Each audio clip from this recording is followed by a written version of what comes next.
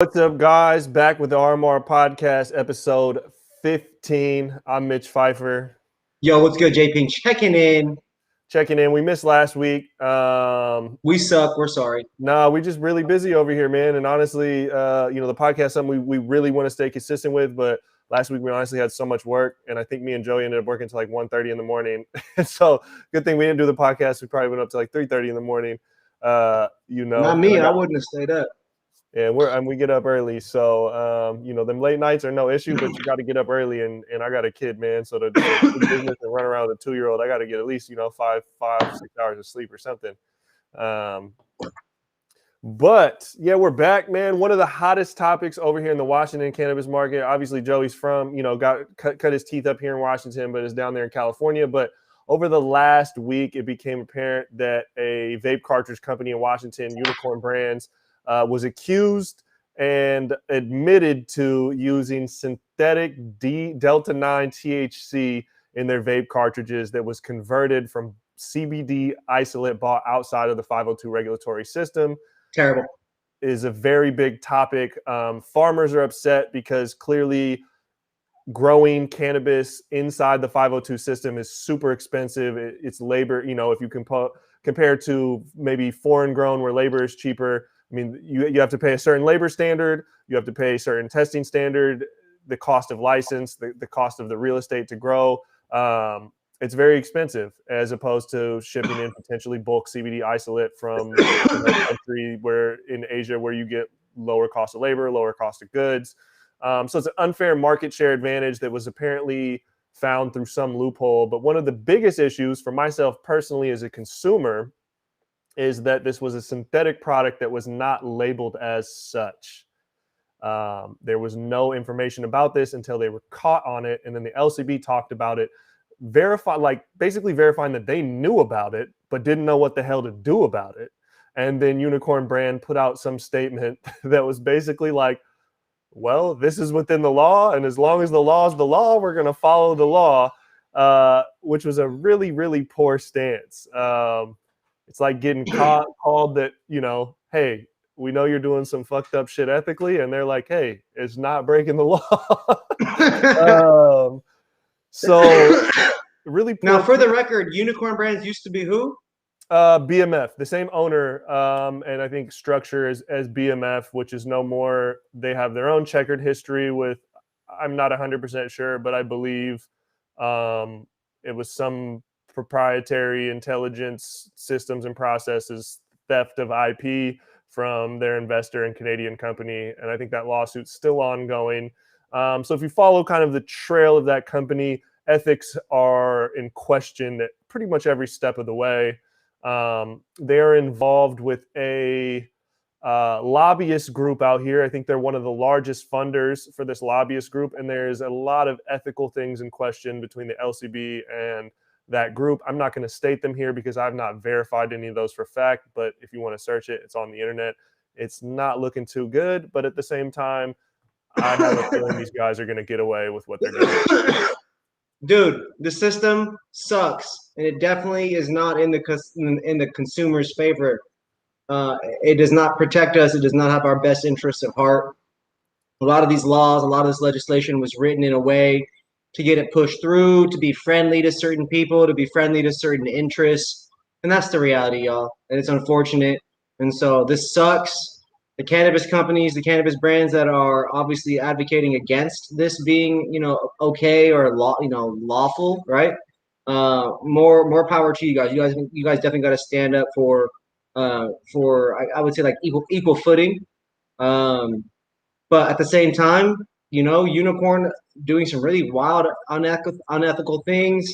Clearly, they've been doing some shit the last few years. It just really isn't, it's just not positive, man. So we gotta get them out. Yeah, so. and you look at, I'm not too familiar with the process, but I believe there's added chemicals and things to this process to turn CBD isolate, I believe, to Delta 8 and then to Delta 9, or maybe it just goes straight to Delta 9. Again, I'm not a scientist, but what I've heard from numerous people in the industry is the chemicals used in that transition are not tested for. So you have a consumer safety issue here, and then ultimately again, it's just you're not informing the customers of what the product actually is, which I think is just severely Deceptive. unethical. And we fought a long way to get weed legal and to have such a legal thing, and for people to be selling fake stuff on the market without clarifying that it's fake. They're selling the fake Gucci's out the store, man. That's all bad. Yeah, can't fuck with that. And to echo what Joey said, the LCB is notoriously slow for anything. Apparently, the Joints for Jabs program, they're able to push that through at the drop of a dime, but consumer safety is not even on their radar. So if the people don't rile up and make an issue about this, there likely will be no recourse. It's just we need to demand transparency from these companies. We need to demand and come to expect that things are going to be labeled properly. We need to demand and come to expect, and then argue when it doesn't actually happen as well. This is what happens when people have time and money and the energy and the ability and the capacity to be able to go identify these loopholes and shit like that. There's a comment here saying black market stand up. Again, the issue with that is as a patient, that's not safe for me. So if that's your mom, if that's your sister, if that's your grandma, and they really need it, the traditional market is not an acceptable place to go get some actual medicinal cannabis. Unless it might be in terms of no, because even still, the grower can be different phenotypes, and certain stress can make a plant be inconsistent. So again, the science needs to be stated that you need consistency, not to say commercial growers only, but you need a combination of craft and commercial growers doing years and years of things. They need to be able to have access to quality testing, consistent standards, and things like that. And it just doesn't exist yet. And so everything, even right now, is consistent as we think it is. It's not. All right. And Colorado does one thing, Seattle does one thing, Spokane does one thing. Companies have different SOPs in multiple states. No one has standardized stuff for the most part. It's wild. So exactly. And so with that being said, Joey, off a Unicorn brand and the cheap fake hot dog water distillate carts, what are you smoking on at this current moment? Is it Unicorn brand vape carts? I'm smoking on the Cure Company King Lotto. King Lotto, the brand new fresh drop of the King Lotto. Cure Company. It's their Cure Lotto cross with the King Louis OG. My man, absolutely incredible. I got the OMS rolling papers. These organic Arabic gum, super fire, really slow burning. Some of the slowest burning joints I've been rolling. And then you already know the deal. Look at the live resin vape, man. Look at the oil in that. Come on, bro. I get when I land down there, I got to get some of that King Lotto.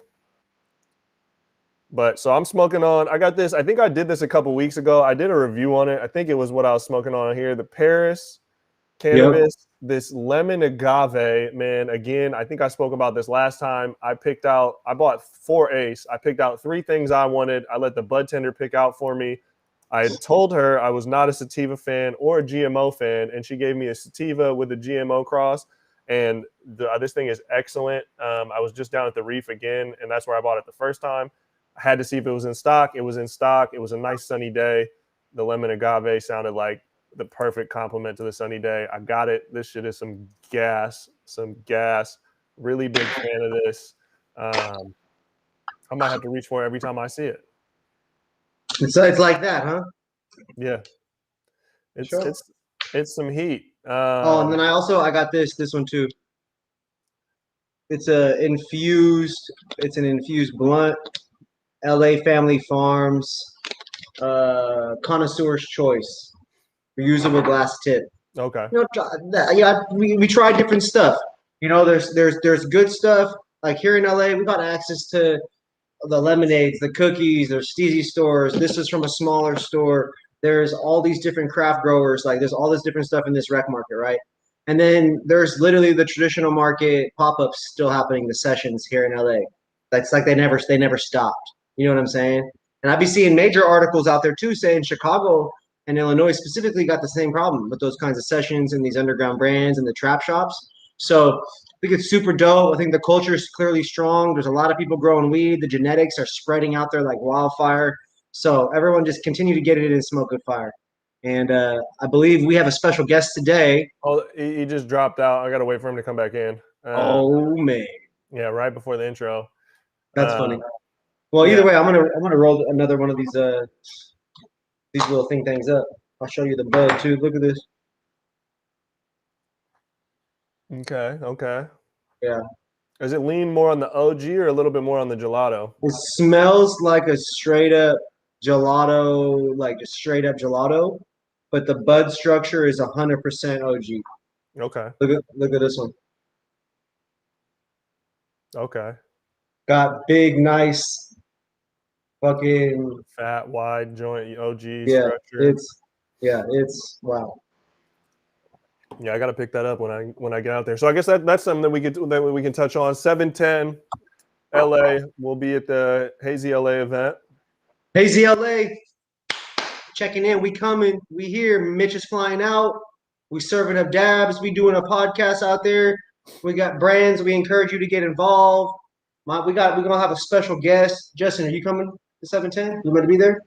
And we're about to have Justin Kearse on the podcast, y'all. We're about to have him there live on 710, taking big dabs, big rosin dabs, man. Come on, bro. So yeah, a couple of the Cali homies are coming out. I've seen a couple of people might drive up from San Diego. Hey, yeah, it's You about to know, be crazy. The yeah, domes at the dome venue. it's about to be lit, man. So we'll be doing the podcast live on 710. That's a Saturday. You know, we usually do the Wednesdays for the podcast, but that week we might do a Wednesday and a Saturday. And a Sunday. No, I'm leaving at 6 a.m. So if you want to do it at I'm doing it. okay, yeah, okay, you do it. It's Yeah, 11. okay. I got it's 11 a.m. on a Sunday. We got to work. That's an All right. episode. All right. Yeah. So yeah, but that'll be good, man. It'll be a good time. 710 event. I haven't really been. I've been to one event. I went to the Fremont Friday Seattle Sessions event like a week or 2 weeks ago now. That was the first time I was really outside in the last year and a half, and saw a lot of the music homies from the Seattle scene. Damn, I can only imagine how awkward you are because you're already super awkward. And like, damn, after a year of not being around people, like that face you're making right now, I could only imagine how bad it was out there was a lot of love, there. man. People gravitated towards me because I was rolling up gorilla fingers in the backwood, and everyone was like, Damn. "Oh, Mitch, respect my region. You got the gas. Let me." And I'm like, "Bro, I'm not trying to be disrespectful, but I don't share blunts anymore. Ever since COVID happened, I don't share weed, man." So, when the couple of the real homies came, I would be hitting the backwood, and I might spark a little joint up, hit it once or twice, and pass them the joint. But I didn't pass the wood, bro. I smoked like 9 grams of weed in a couple hours, and I didn't pass that shit once, bro. Damn. How was your throat the next day, though? Bro, it hurt so bad because of that, and the first time I was talking, over music. You know what I mean? At a live, the first time I was actually projecting I lost my voice in like 30 minutes. It was. Yeah, you always used to lose your voice hella fast when we were at events. I know it's yeah. It's like 11 o'clock and Mitch is done. I don't know why I just got bitch ass vocal cords, bro. It's just like these motherfuckers need to hit the gym or something, bro. Because you spent too much time in your early days emceeing for Mike Champeau. Oh wow. You think I'd train it, but all right. Well, anyways, our special guest is in the building, man. We're about to bring him in here. Let's go. We got music industry hustler, and our Q the question. What is going on, Q? I'm good. Just grinding. Working hard. Just staying on that constant grind. I literally just got back in the house 30 minutes ago, so now I'm here with y'all doing this interview. We appreciate you being here with us today, my man. Thank you so much. Thank y'all for having me on the show. Yeah, I know from social media, man, always moving and in the streets with it, not just online, but in the streets with it, man. Could you give the people a little bit of the background of some of the many things that you do? Yeah, so make a long story short, they know me as Q the Question, from Philadelphia, born and raised. I started off in the business as a journalist, writing with The Source, Hip Hop DX, YoRaps.com. That's kind of like how I started in the business, basically a hip hop journalist. And from doing that, I just built up a lot of relationships and been doing publicity, marketing, and just moving and shaking and working with my artists on my label as well. Hell yeah. Yep. And so like I touched on it a little bit. I know you're big on putting the action in there and then also preaching it out there of being online, making sure people are not sloughing on their digital, but also being in the streets. And it seems in this day and age, a lot of people really lean to Instagram and online and try and put a lack of effort in the streets. So can you touch on a little bit of kind of your viewpoint of why it's important to be in the streets, whether it's billboards or I know you be out there personally putting up posters, shaking hands, talking to people. What is the importance of actually being out there, meeting people in person? Well, it's all about connecting. We live in this generation now where, people don't know how to communicate, especially like a lot of newer people that's coming up in this business. And you got to know how to talk to people. I mean, social media is great. I'm on social media promoting a lot. My team is, but it's just nothing like that one-on-one connection. There's actually, meet up with somebody, actually look them in the eye, looking confident, having a connection. And the problem with social media, I mean, y'all know this already. Everything you see on social media is not real. You know what I mean? So, 100%. I try to let people know that, and I try to break it down. Like, you got to be in them streets. The funny part is when I talk to a lot of up-and-coming artists and, when we try to come up with marketing campaigns for them, they will hit me up and be like, well, I want a billboard. But you would tell them about getting posters in the streets as well. And they'd be like, that's old school. But I'm like, how? When a billboard, you got to go outside to see it as well. But the reason they more interested in a billboard, because a billboard is big as day. And it's like, wow, look at me. It strokes your ego. You know what I mean? Yeah. But, a lot of times it might not be in a budget. But so that's why I say get some posters in the street because they're going to be all over the city.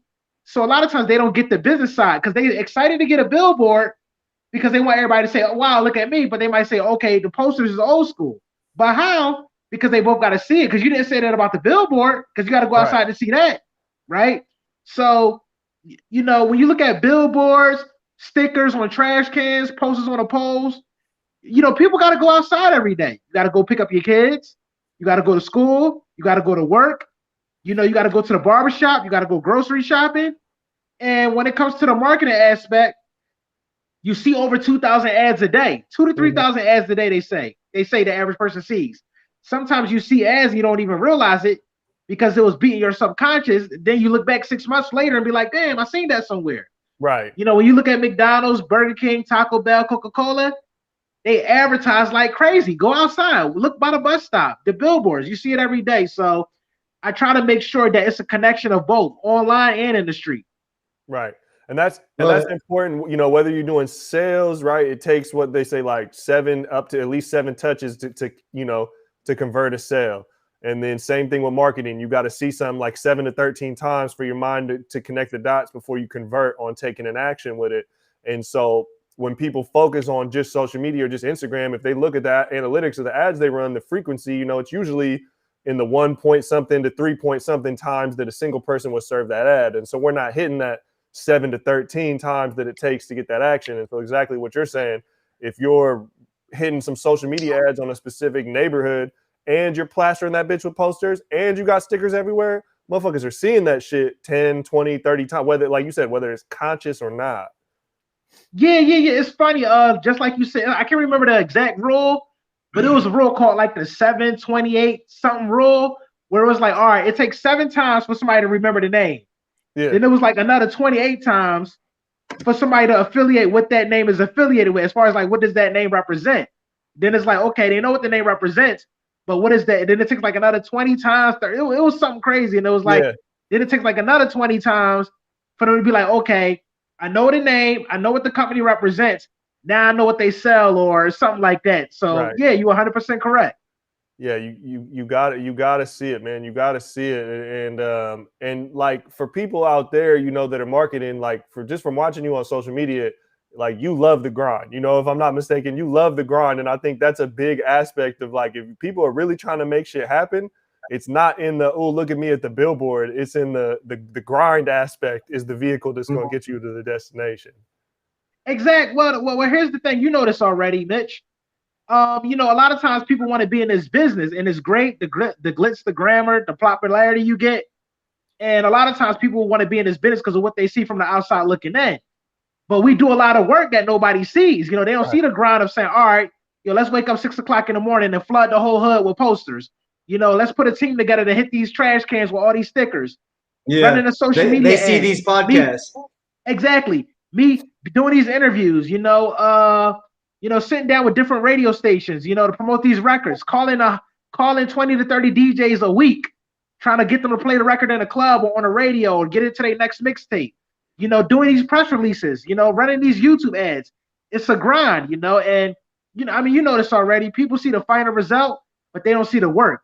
I love the grind, because it leads to that result that we all chase. Mm-hmm. But it is a lot of work that goes into it, but I'm passionate about it. But you got to be built for it. And unfortunately, everybody's not. They just see it. It becomes like a wave. Oh, I'm a rapper, I'm a singer.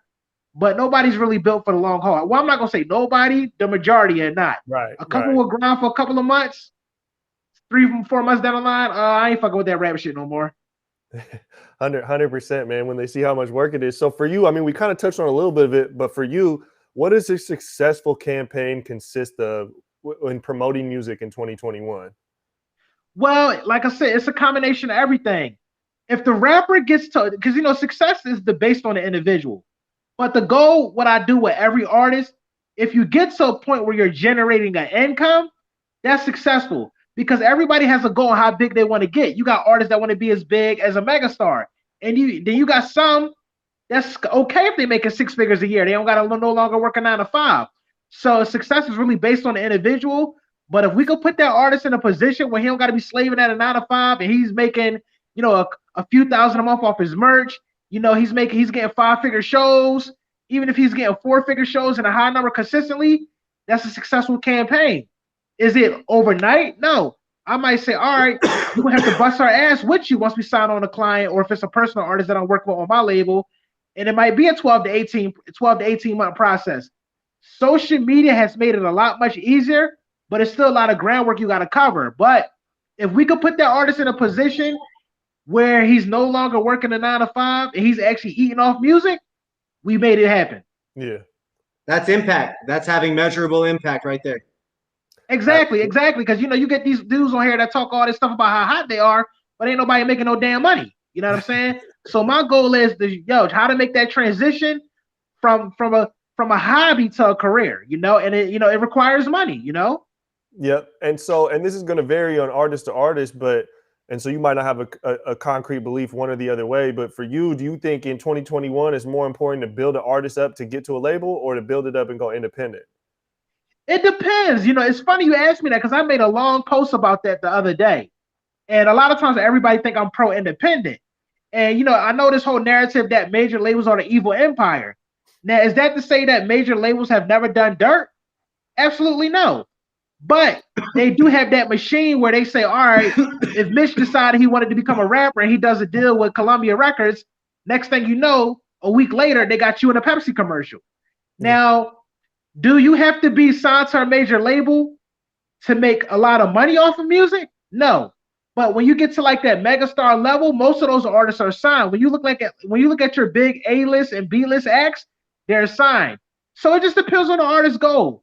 A lot of times, if the artist is buzzing independently and he or she wants to take that next leap, and a label comes knocking, if it makes sense financially, I tell the artist, do what you feel is best.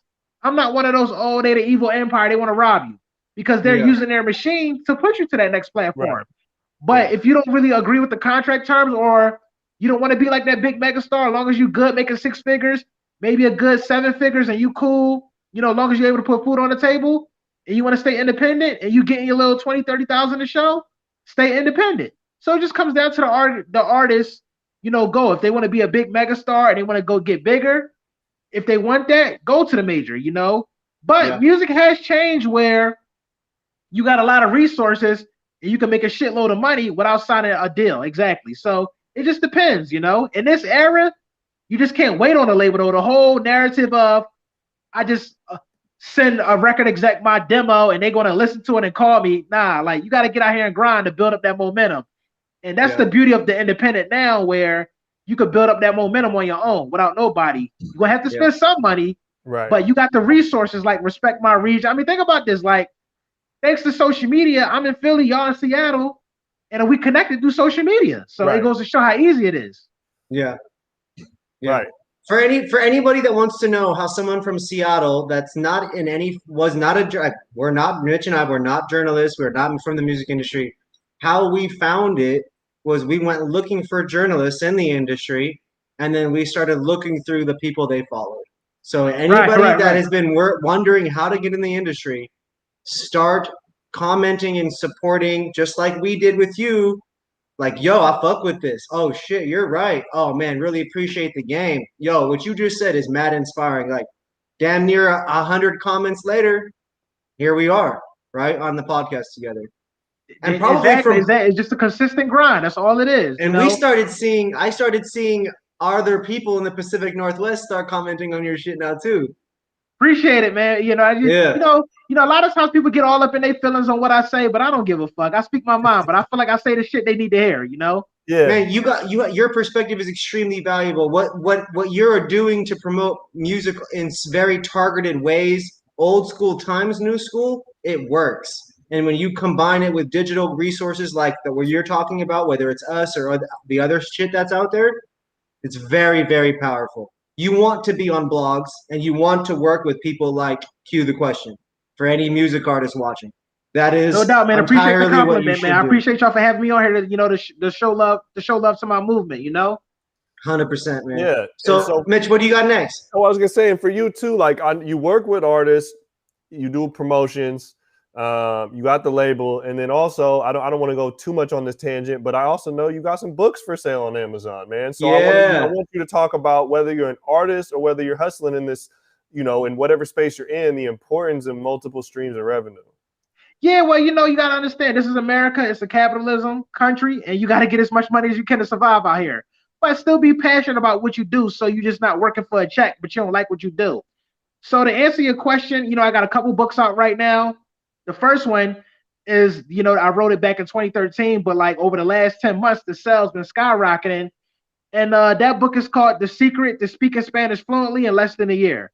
So that's out right now on Amazon. That's actually my bestseller over the other book that I have, which is How to Make It in the Music Industry. But my book on speaking Spanish, like that's been killing it, So I'm very thankful for all the people that's been purchasing the book, Hell yeah. Mitch, we got to pick up a copy of that. Go buy one for me. I'm trying to learn Spanish, and I need to get that music industry book too. We need to get everybody on the team a copy of that. No doubt, man. You know what? Since y'all got me on the show, I just go ahead and give y'all like a free copy. Like I just email it to y'all since y'all showing me love. So, you know what I mean. Now, don't get me wrong. I'm a hustler, so if y'all want to purchase it and give me that bread, I'm cool with that too. I email y'all a copy. We gonna support the real way. I appreciate that. Yeah, and I think that's important, and people don't understand like putting out like a book like that. You put out in 2017 and you're seeing the most sales you've ever seen 8 years later. You created a it's funny. Well, I wrote the book in 2013, but that's the crazy thing about like how it's not an overnight grind, because when I first wrote it, I was probably selling maybe 3-4 copies a month, but I just kept grinding, pushing it. And as I got bigger as a quote unquote record label exec, publicist, promoter, the whole nine, the sales just been going up along with that whole brand of Cue the Question. So like the last 10 months, man, like I've been selling books like hotcakes, Yeah, that's crazy. That's I'm happy for you on that. That's fucking awesome. Right in that narrative of being online, right? Like it's built around a completely different passion. I mean, that first title, completely different passion or subject than the music industry, but it's still the hustling online, so there's a consistency in what you're doing. Exactly. And you just got to do a little bit of everything, but like to answer that question though, but definitely, grab that book on speaking Spanish, with the Hispanic community growing by like faster than the speed of light, and just, to being bilingual, and you got to understand, like in a country like America that's capitalist, it's a competitive market out there. And it's always good to have those extra skills just to separate you from everybody else. So even if you don't speak Spanish, even if when you do read the book, let's just say you want to learn Russian or Mandarin or Italian or something, Portuguese, whatever the language is, the whole point of it is like just to have that extra skill, being bilingual, because the opportunities that's going to happen in your career, is going to be like second to none. It's phenomenal. So pick up any second language is good, to be honest with you. Hell yeah. I speak a little Spanish myself, but that's what I'm saying. I need to get to that fluent level so that way when I'm here in LA, I can really be having conversations. Hey, man, whenever you get stuck and you want to learn new words, just hit me up, man. I'll hook you up and I'll teach you a couple lessons. I got you. I appreciate you, man. That's good. That's love. No doubt. So I want to take it a little bit back. We were talking about the independent versus label grind. But in your eyes, I think there's a lot of people out there, and this is something I know you have a great understanding on. A lot of people want, their end goal is to get signed. What do you see in kind of the 2020s, if you will? What are labels looking at from artists? Well, it's not like how it used to be back then where you can just be an artist, because now they're looking for a brand. Like, let's just say hypothetically, y'all decided to start a rap group. It's like, all right, y'all might rap good, y'all might got a couple songs, but do you have a brand where I can say, all right, can we do an endorsement deal with Nike? Can we put him in a commercial with Coca-Cola and he's going to be able to make that commercial phenomenal for Super Bowl weekend? Because it's not just about being an artist no more. The artist is like the leg that kind of like gets the machine running, but they're looking at the overall package. I always like to use Cardi B as a perfect example. How, she's funny, she got charisma, she got a personality. You know what I mean? She got music out right now, but then she does deals with like so many different brands. Megan Thee Stallion, Cardi B, Travis Scott, Post Malone. All of the big artists. They doing deals with everybody. So a lot of times labels, when you do go to major route, they just don't want nobody that's just an artist. They want to see somebody that's an overall brand. Putting you in movies. Y'all know what's going on with these rappers now. They getting paid. They getting paid like athletes and getting endorsements like athletes for real. Right. So it's just like, what is your overall brand? Not just somebody that can just get on stage and rap and sing. Can we do a bunch of other things in that process? And that's what they're looking for. Do you have a whole movement? And that's the whole purpose of grinding independently, getting hot on your own when they come knocking on your door. But the days of just thinking you just going to throw a couple songs on YouTube and SoundCloud and some executive is just going to randomly call you to save your life, nah, they ain't happening. Get out there, put out your grind, build that platform on social media, do these interviews, and they're going to see what they're working with, Yeah. A lot of the people that are vision, they will eventually. Oh yeah, 100%. A lot of the people that are working and curating music for Netflix and curating music for movies and commercials and those brands, they all got jobs and immediately changed their LinkedIn descriptions. Yeah, exactly. So all those companies people want to work with, start looking through their employees on LinkedIn. You will discover 5 to 10 people that could potentially change your life at any one of those brands. And all you need is one great example for you to kill it. And then you just got to copy, paste, repeat your hustle. And you got to get lucky and go get it. And that's the good thing about social media, because social media allows you to directly connect with people, connect directly to your fans. How like back in the day, if you wanted to work for a certain radio show or a magazine, now these days it's like, you just start your own movement online. You don't got no what's the word I'm looking for? Like gatekeepers, like, oh, I hope this executive at MTV gives me a shot to start a TV show. Now you have motherfuckers creating their own TV shows online, blowing that shit up on social media. Next thing you know, Netflix is calling them for a 6-figure deal or 7-figure deal. Facts. So it's like now we do live in an era where it's no gatekeepers. You want to write a book? You don't got to wait for no fucking publisher to give you a deal. Just write that shit and build up that movement, generate those sales. The next thing you know, Simon & Schuster might call you for something crazy.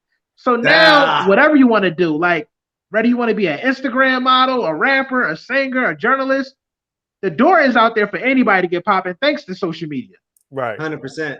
Right. And I think to the point we were talking about earlier, I think so many people get caught up, not even just rappers, but, young kids or whatever our dreams or we aspire to be. We see that end goal and we think, oh, I just need to get the gatekeeper to just put me in position and I'll get that TV show or get this. And I don't have the connections. Nope. Even if you went that route, the corporate route, you got to start pushing mail and grind your way up. So it's like you can go the corporate route, start in the fucking dirt and push your way up, or just start that shit in your bedroom and push it the way up. It's going to be a lot of hard work either way. Hey, I look at it like this, man. You see how hard I grind in these streets? We used to fuck these Philly streets up to the point where everybody was knowing my name, me and my crew. We had them SKE records posted everywhere. And next thing you know, all the labels start hitting me up. Yo, can you do my shit? Can you and your team do my shit? And it's just that grind. Like, we ain't waiting on nobody to give us a shot. We're going to get our own shit popping. You know what I mean? Yeah. And we used to tear the streets up. You know what I mean? Them city workers, they used to get mad as shit at us. I've been seeing you with the billboards, the posters, the SKE for a minute. And so that's just the perfect example that you didn't wait to work for another label or do that. You just built your own, hustled so hard that other labels looked at what you were doing in your market and said, we don't have anyone putting in the type of work ethic and street smarts you got in your market. Can we cut you a check to do something for us? And yeah, that was that's the funny thing about it, because you remember this, Mitch. I was just doing that shit just to get my own shit hot. Yeah. But we used to tear the streets up so crazy, and this is not even capping, yo. You during that time when we first started hitting the SKU Records posters all over the hood and Sean Archer posters, you could not go nowhere in Philadelphia without seeing it somewhere. That's how hard we hit the streets. And then a lot of independent artists start hitting me up because they used to call me and be like, yo, who the fuck is SKE Records? Like, they bought it at the barbershops, the gas stations. You know, we had them in North Philly, West Philly, South Philly, the whole hood. And throughout the last 4 years, like now labels is calling me, blowing my phone up. Like they want that work. And I've been building my relationships, and that's a perfect example how I was just doing my own shit independently. But I got so hot in the streets, people started to talk. And when you do good business, they see your grind, people going to eventually reach out. And I try to tell artists, man, like it wasn't easy, you know, waking up 6, 7 in the morning, putting up posters by the bus stop. Sometimes we'll start maybe at 5 o'clock in the summertime when it's hot as shit, depending on everybody's schedule. And we grind. You know, it was grinding. You know, you can't deny that grind. You know, we'll put up maybe 300-400 in a week. You know what I'm saying? Right.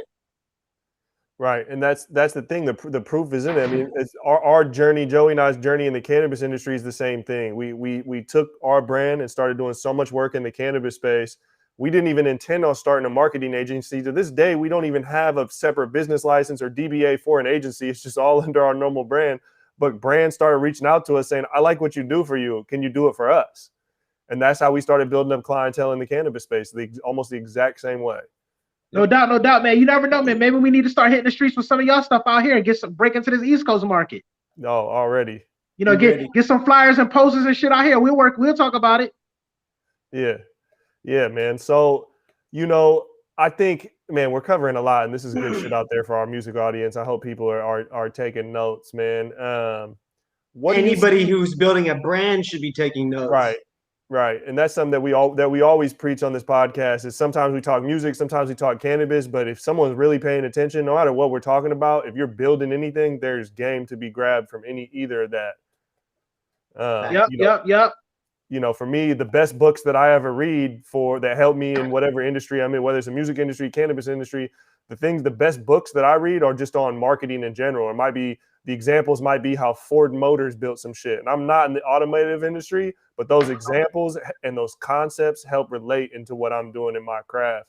Do you have anything out there in terms of books, resources, or podcasts, things like that you've stayed tapped into that have helped kind of build your understanding? Yeah.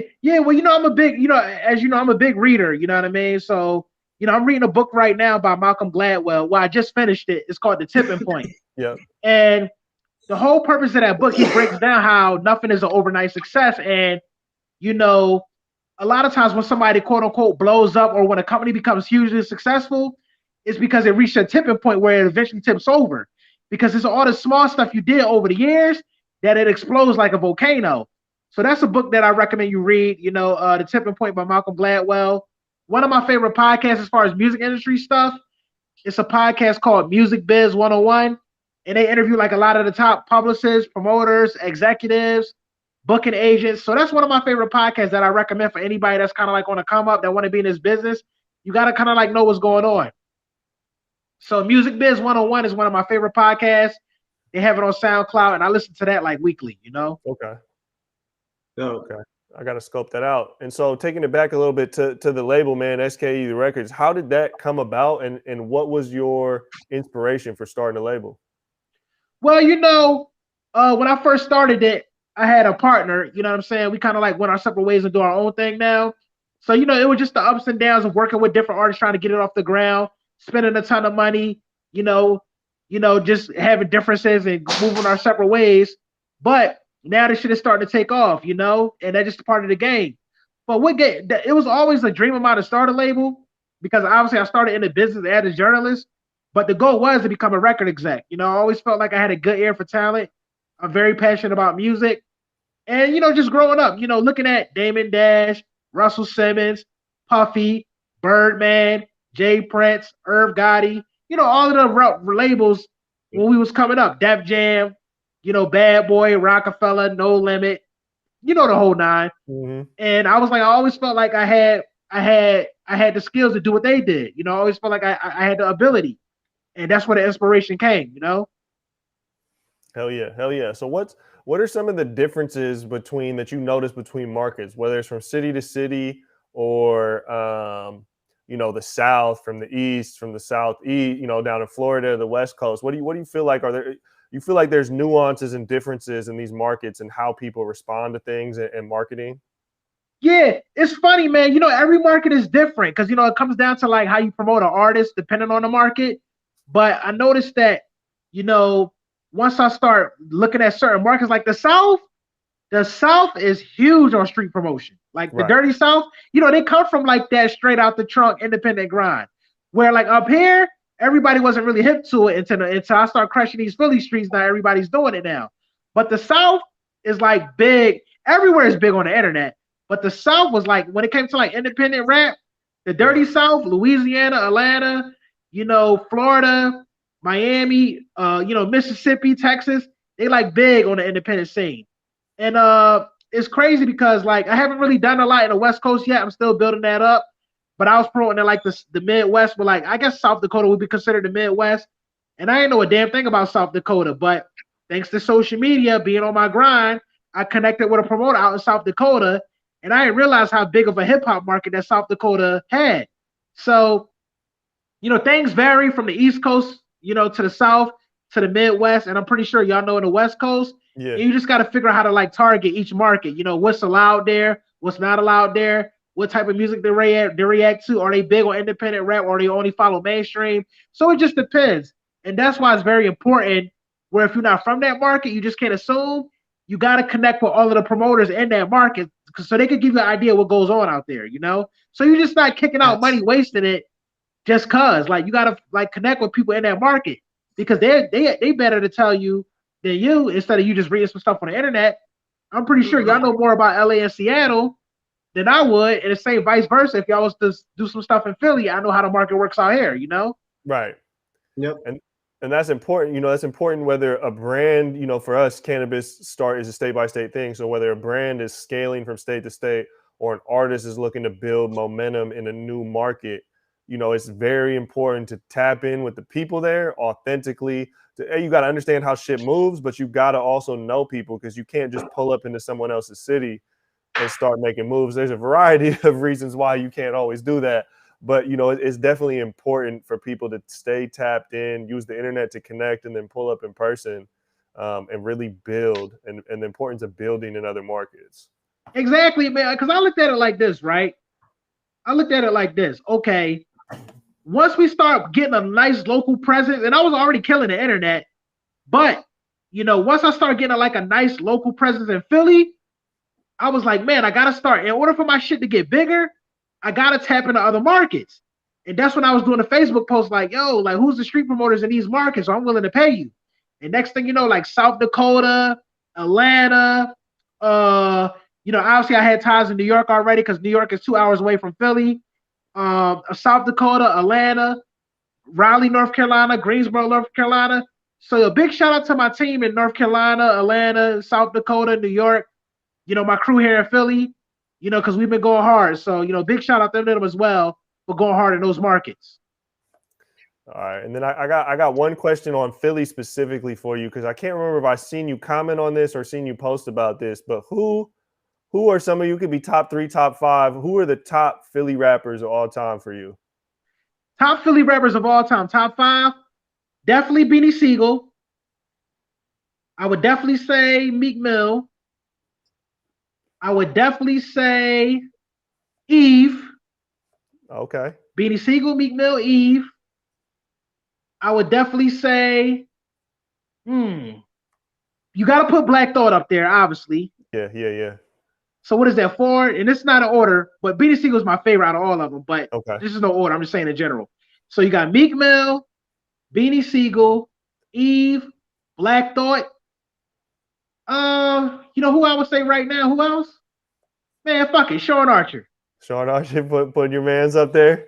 You got to, man. Why not? Shit. You know what I mean? Yeah, y'all been putting in work. So, man, talk a little bit about, you talked a little bit about putting the posters up, but how have you been building Sean in the Philly market? What's kind of been the strategy behind getting him out there? Yeah, it's crazy, man, because now he's picking up a following. We've been putting in that work over the last 3-4 years, just killing him. You know what I mean? He just dropped a new video, and it goes to show how, like, it's all about having that chemistry. Whenever I say, yo, I need you to do this interview, or I need some DJs, I got some DJs that want some radio drops. Knock out these 100 drops over the next couple of days. It's just that grind. In the beginning, when you first manage or quote unquote work with an artist, you're trying to figure it out. Then throughout time, you figure out what works for them. We know what is his brand, what is his image, what is his charisma, what is his persona. And we just been building up that local buzz. And that's when I start promoting them at different markets. So right now, the hard work is paid off. We was grinding heavy, man. We was putting SKE records and showing Archer posters everywhere. And now, he's doing interviews. He's building this nice local independent following. The show money's about to start coming in because, he's built up like that buzz in the tri-state. And we just been killing it. So right now, he got his EP out right now called For Y'all. If y'all haven't already, check it out when y'all get a chance. And he just dropped a new video. It's the intro to For Y'all. So check that joint out when y'all get a chance. And it's just that constant daily grind. In the beginning, you just throwing shit at the wall, but you eventually figure it out what sticks, Yeah. And I can't remember if you had a tagline for him, but I know what's the SKE you put on the billboards and the posters is the hottest label in the, what is it? Yeah. It was the biggest label in rap. The biggest label in rap. And so, like, I think the importance of, like, not just putting a poster up of an album cover or a name or a logo, you add something like that that's easy for someone to read, and then it takes them, whether they feel a way about it, one way or the other about it, you get them engaged, and that gets them, to remember it more, but also to be like, man, let me check this shit out online, right? Yeah. It was funny, man, because we had a big-ass billboard in Times Square, and we had one in Philadelphia that said SKE Records, the biggest label in rap. People was all up in my DMs, who the fuck are you? I never heard of you, but y'all realize y'all all talking about me. You're giving me free promotion. Right. And so, yeah. That's my favorite word, marketing genius. Yeah, I know, and that's the other thing I was going to touch on. I know you are always crowning the marketing geniuses, but that's a marketing genius move right there, to have the foresight to put something like that's going to engage that. And so for people out there that don't follow Q on social media, he's always giving props to the marketing geniuses out there. Sometimes you catch flack for that stuff, but I love that you highlight, whether it's calculated or not, you highlight, this person grabbed crazy attention and this was the move, You know what's funny? Because people are always critical of me, right? They're critical of when I use that word.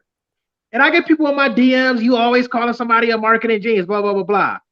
And here's my response to them when they say that. All right, if it's so easy to become a millionaire, why you're not? Obviously, they doing something right because you're talking about them. And y'all fall for it every time. Right. And people be talking all this crap. Bill Gates is a genius, not some idiot that did something stupid, but he got all of y'all talking about him. And now he's doing $30,000 a night shows.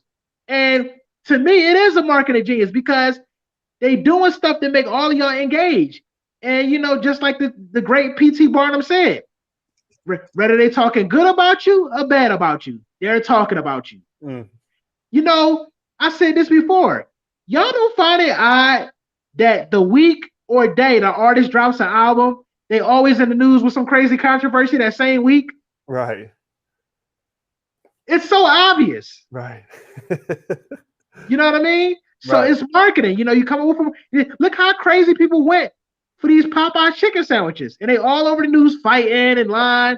And it just increased the sales. So my opinion, when these rappers be trolling, it is marketing genius because they got all of y'all talking about them. Right. Facts. Commanding attention, like you said, is an art. If it was so easy, more people would be doing it. Hey, you know what they say in the 48 Laws of Power? Court attention at all costs. Yeah. It's a gift, man. It's a gift. One of my favorite is Young Thug and Kanye West. Okay. Young Thug, and I love Thug's music, but y'all notice every time he's about to drop an album or drop an album or a new single, he'll say something crazy. Yeah, he's definitely said some outlandish shit. It's like, to your point, so is Kanye. At this point, I think he's starting to get called out. I think he's gotten a little. He might have played that card a little too many times, but I mean, it still continues to work. Yeah, and it's crazy because when you look at places like DJ Academics, Say Cheese, The Shade Room, People wake up every day looking forward to reading that stuff. It's their news, you know? Right. Yeah. It's their news. And next thing you know, a rapper do something crazy, they all over the news. Right. 100%. 100%. We stay far from a lot of that shit. We can't. There's so much of it happening. We can't cover it all. Yup. It's crazy. You got to understand, like, 10, 15 years ago, if a rapper got beat up and shot, you had to wait for the source to come out and get a little bit of gossip. Right. Now with social media, the news is coming out like that. Right. Yeah. As it's remember happening, before when you heard about some rap beef, you had to wait for the source to come out once a month, and you maybe he say, she said, read a couple articles. Now with social media, news is coming out like this. Right. Yeah. Cats are on IG Live talking shit before they're even clocked off on the live. It's on all the major websites, and it's happening real time. With at the drop of a dime. Yeah, and it's an art, man. So, Q, I super appreciate you joining us and dropping some of these gems, man. Is there anything else that you would like to bless our listeners with, or is there, shout out where people can follow you at, which I believe is just at Q the Question, I think, on all platforms. But I'll let you plug that and anything else that you'd like to plug, my guy. Well, first and foremost, shout out to y'all for having me on the podcast. I really appreciate it. It's been a long grind over the years, so big shout out to y'all for, supporting my movement. To all the fans, the listeners, follow me at Q the Question, all platforms, at Q the Question. If you're an up-and-coming artist, you got some heat, you want to send it through, follow me on social media, send me a couple of links, MP3s on my email, and we go from there. Big shout out to y'all once again. Sean Archer, new project is out for y'all. Shout out Jada Ali, her new project is out right now. Long time no speak. And I also work with an artist named Shell. Shout out to her as well. Her new video is out, Nasty Woman, and she cracked 1 million views, and she dropped another video called View from Down There. So, shout out to them as well. Killing it. Hell yeah, bro. Super appreciate you out here on here, or joining us on here, Q, and we'll be in touch, my guy. Thank you, no doubt, really man. Stay up, man. Be safe, y'all. Good luck with everything. Thank you, man. Appreciate you. No doubt. All right, man. So that was Q the Question, joining us from Philly, the other side of the map. Joey touched on it on there. It's a dope thing. Q's someone that we've been following on social media / following us. We've just been interacting over the years. Some sort of mutual connection. It might have been Avery Turner, honestly. I think might have plugged us in early on. Or Boom. Or Boom, yeah, I can't remember. It's one or two of our connectors kind of just tapped us in, and I don't even know if it was super formal or just informal, but it was like, hey, this guy's doing this shit on the East Coast. These guys are doing this shit on the West Coast, and we didn't really make no moves or nothing, but we just, like Joey said, see him posting shit that we agreed with, comment on that shit. He's seen us posting shit he agreed with, comment on that shit. After a year, 6 months, whatever it took of that, it's like, okay, now we start DMing each other. Hey, what all do you do, man? You post a lot of game. And he's like, likewise. And we start tapping in. We've done a little bit of business together. We've done some collaborative marketing for some projects together, and just continue to build that ecosystem. And like he said on there, we hadn't even really tapped in for nothing for his clients out here on the West Coast or nothing for us out there on the East Coast, but it's coming. We're neither one of our entities is stopping. We're only going to continue to grow and expand. And, by the time one of us is ready, we already got that rapport and the relationship to a certain level where 100%. We're not starting at ground zero. That's what it's all about right there. Just building to the point where you're ready, where we're ready to support when it's happening. And it's coming. It's coming. The wave has started. And I think like you said earlier too, you were talking about, if people want to work for a certain company, you can get on LinkedIn right now, go to that company page, go to people that work there, and even select by city or what their job title is. Or job category is, and just add people. And the beautiful thing is you don't need to message them and start pitching them, hey, I want to do this, hey, buy this, hey, put me on, hey, book me for a show, because that shit doesn't work. But you can just start scrolling your timeline or going to their page and then seeing their timeline and just start authentically commenting and engaging on the shit that they share. You don't got to make it up, and you don't got to do some bullshit. It's 3 to 5 sentences. Read that shit, pop in a little thought. And after a couple months of doing that enough, that person is going to know your name, know that you are contributing stuff to the conversation, and there's just rapport. And then when you send the DM, it's like, oh, I already see you. Whether I see your post or I see you on my post, I see you, and I have some sort of like relationship or trust level built with you where now we can DM and have an actual conversation rather than just a cold conversation. 100%. It's so valuable. People sleep on LinkedIn. Can't stress it enough. Don't sleep on LinkedIn. And LinkedIn, and too, for for artists out there, the same shit can be applied to Instagram. And I know we do it, but like I did it on Twitter. I was doing it on Twitter in 2010 and 11, bro. There's so many people I follow on Instagram, and then I'll go to DM them and I'll look back and it's like we just emoji reacted to each other's story like 7 times. We've never talked in person, but we just put fire or 100 emoji to one another's story like 5 or 6 times. And then when you shoot the DM, you're just like, yo, this is hella awkward. We just been sending emojis back for the last 3 months. We're like, what's good? And then people are like, oh, and so it's like those relationships get like those little subtle comments and even emojis can turn into relationships. It's language, man. It's language. It is communication. It's personality. It gives people a sense of who you are, what your humor is, what you believe in, what you can stand for, all these things, man. Social media is an extension of brand, of personality, of all those things. I don't care if people hate that. It's for people who use it for this purpose. This is what it is, and a lot of people use it like this. Right. So it's and I mean, and it's crazy. Like like obviously, like I'm a father, right? I'm like the only person on the RMR squad, not the only person, but the the main person on the main group that's got a kid, and so like Joey's always like bringing up a company, and I'm like, oh yeah, I've been talking to the owner, and he's like, what? I was like, oh, we just be talking about our fucking kids back and forth on Instagram, responding to our stories, and so when we have an idea to pitch a company, it's like, yeah, me and the owner of this company, we've never even talked about business, but we've just subtly emoji laughed at each other's kids doing dumb shit on Instagram stories like 9 or 10 times, and so there, it's there's a relationship there, and it doesn't have to be super calculated, super strategic. It's just simply engaging with people. Now, I'm not a dad, so mine are all super calculated, super strategic, and then a bunch of authentic as well, because we do be putting in some effort as well to do it. We be in the digital streets, and when COVID's not going on, I'm active at events. The homies that are here, all of us active at events, going to events. We got Kush Stop Festival coming up July 3rd. We got Hazy LA on 7/10, July 10th. There's a bunch of cool shit coming on, man. Hall of Flowers going on. MJ BizCon coming up. North American Weed Tour launches in August. Shit's popping.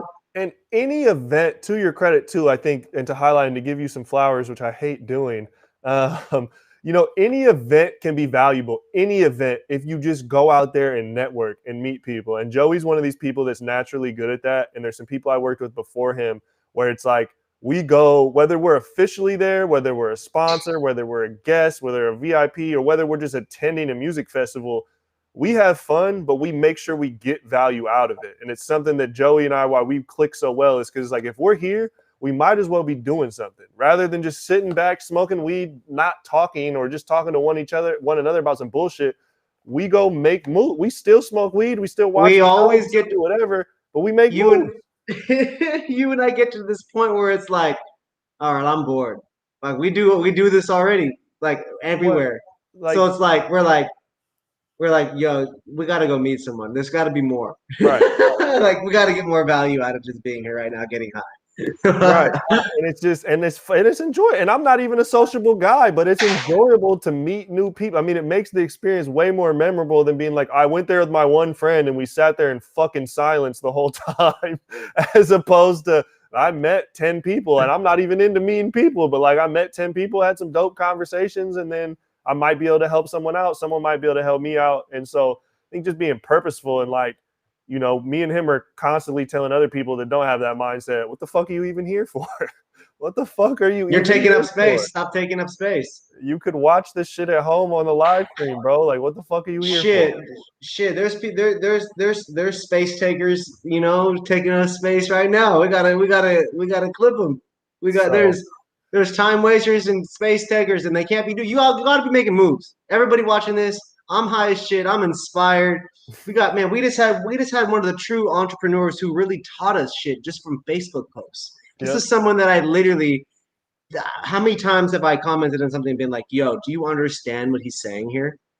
This is someone who did it, who was a journalist, who worked at blogs, who launched websites, who got artists who his content helped artists get signed to deals. It's a big deal. The free game, whether he makes millions of dollars or not, people need to understand that it's a process. It is an incremental step-by-step thing. You've got to really, really put in the consistent effort across the board in the right steps. Don't spend money on the wrong things. Spend money on the right things. Spend time and energy on shit that is proven to work. The independent grind in the South and on the East Coast, it works. Do it in the cities where it's legal. Build communities. Go talk to 100 people. Go talk to 300 people. You and I did it for weed events to prove and to take the videos and to show people we're about it. You guys got to get out there and show the fans why we should care about your music. If you don't care, we're not going to care. Yep.